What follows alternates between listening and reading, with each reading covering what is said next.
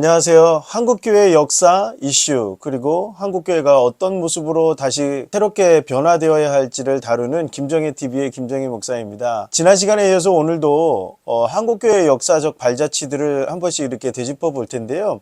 지난 시간에 우리 아펜젤러 선교사와 언더우드 선교사에 대한 이야기, 그들이 꿈꾸었던 한국교회가 어떤 것인지에 대해서 우리가 나눴었는데, 오늘은 조금 더 아펜젤러 선교사가 만들었던 사역 중에 한국 사회를 변화시켰던 중요한 사역이 하나가 있는데, 그것이 바로 배제학당 교육사역이었거든요.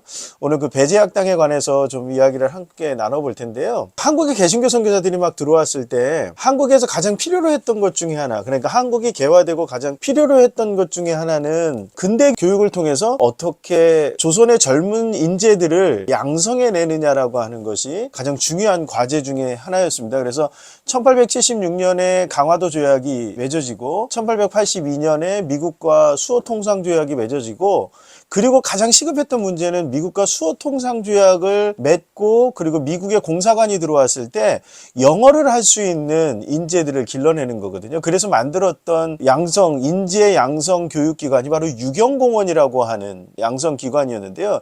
이 유경공원은 영어를 가르치기 위한 학문이었는데, 그런데 이 유경공원이 점점 그렇게 큰 반향을 일으키지 못했습니다. 유경공원이 큰 반향을 불러일으키지 못했던 이유 중에 하나는요, 유경공원은 원래 양반 자제들을 중심으로 영어를 가르치겠다라고 하는 목적으로 교육기관을 내세웠음에도 불구하고 조선의 청년들이 여기에 별로 관심을 갖지 못했습니다. 왜냐하면 영어만 배웠거든요. 다른 서양의 문명, 서양이 갖고 있는 새로운 학문이라든가 이런 걸 배운 게 아니라 영어만 배우다 보니까 교육에 대한, 배움에 대한 욕구가 떨어졌을 뿐만 아니라 양반 관료 자제들만을 중심으로 하다 보니까 이들이 벼슬을 한다라든가 하는 데 있어서 영어를 배운다라고 하는 것은 좀 아래 계층으로 내려간다라는 이미지를 갖다 주었기 때문에 이런 것들이 큰 반향을 불러일으키지 못했고 결국에는 문을 닫을 수밖에 없었다라고 하는 거죠. 그래서 아펜젤러는 이제 막 한국에 들어왔던, 조선에 들어왔던 선교사 아펜젤러가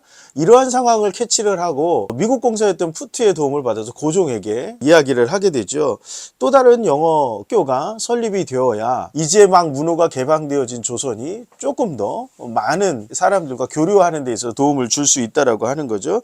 이거는 원래 고종이 서양 선교사들을 받을 때 의료와 교육에 관련된 선교사들을 받으려고 했었기 때문에 이러한 제안은 굉장히 고무적이었습니다. 그래서 흔쾌히 허락을 하게 되고요. 그래서 아펜젤러가 바로 이 학교 교육사역을 시작하게 되는데요. 우선 교사가 필요하죠. 그러니까 학교를 지을 수 있는 건물이 필요한 거예요. 그래서 스크랜턴 선교사가 살던 집을 아예 구입을 해서 그곳에다 학교를 좀 시작하게 되는데요. 그 집을 구입해서 방 2칸을 헐어서 교실을 만들고, 그리고 스크랜턴으로부터 소개받았던 이겸나와 고영필이라고 하는 두 사람을 첫 학생으로 받습니다. 그렇게 해서 교육을 좀 시작하게 되는데요. 그런데 1885년에 이 일을 시작하게 되는 그해 10월이 됐을 때는 학생이 20명으로 늘어났습니다. 그리고 1886년 8월에는 예배실이 있고 4개의 교실, 그리고 도서실과 공업 실습실까지 완비된 교사를 짓기 시작하게 됩니다.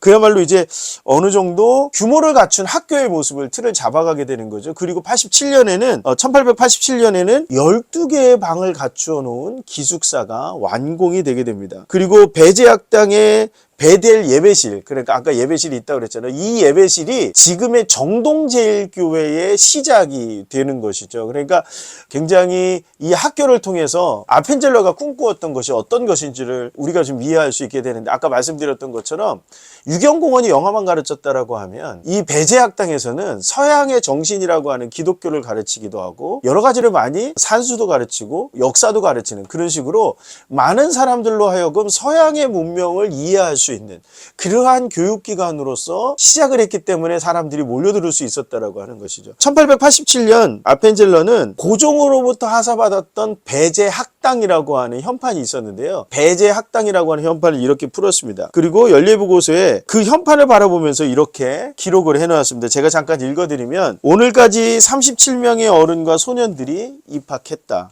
나이가 많은 학생들은 공부를 잘 따라오지 못하지만 열심이다. 이처럼 개교 첫 해 동안에 하나님의 성령께서 학생들 가운데서 구원 사역을 시작하셨다. 하나님께 모든 찬양을 유용한 인재는 갈보리에서 돌아가신 주의 피로써 구원받지 않고는 양육될 수 없다. 이렇게 기록을 했는데요. 배제라고 하는 말은 유용한 인재를 의미합니다. 그러니까 앞으로 이 나라와 이 민족을 이끌어갈 제목들이 자라주기를 바라는 임금의 마음이 배제라고 하는 이름 속에 담겨져 있었던 것이죠. 하지만 아펜젤로는 좀 다르게 해석을 했습니다.